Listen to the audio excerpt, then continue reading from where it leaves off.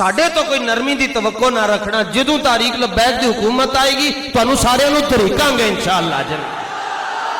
جنہاں نے حضور دے دین دے رستے دے اندر سانوں جو مرضی کہو، جو مرضی کہو،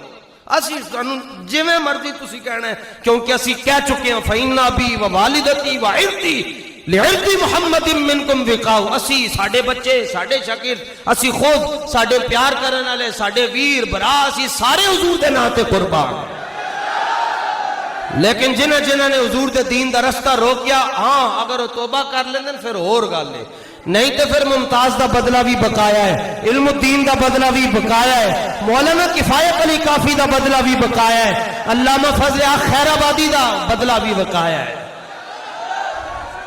اور اے جڑے او فیض آباد تو لے کے تے حویلیاں تک جتنے شہید ہیں سارے دا بدلہ بقایا نہیں،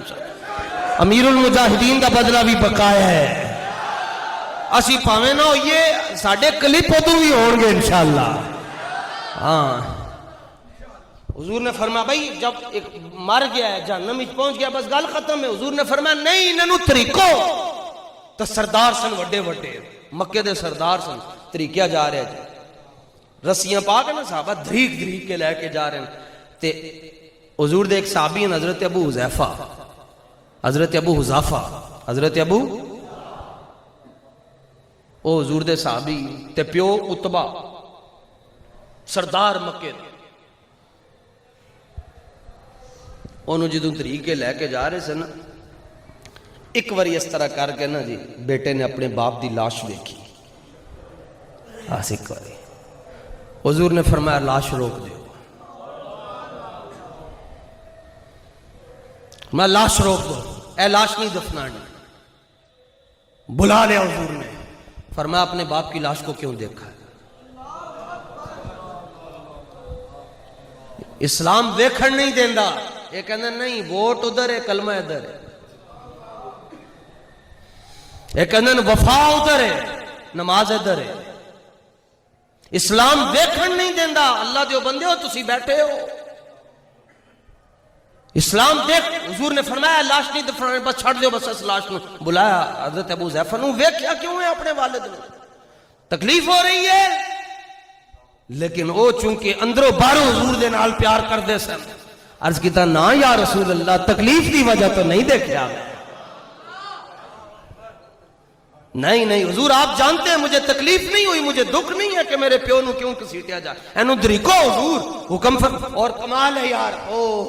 اللہ اکبر، پڑھو جی تاریخ دے اندر کدھر غلطی ہوئے میں نے ضرور دسنا، میں ایسی ممبر تے بیٹھ کے رجوع کروں گا جی، جتھے حق دا پتہ چل جائے اتھے گردن انج کرن کوئی شرم نہیں ہوتی،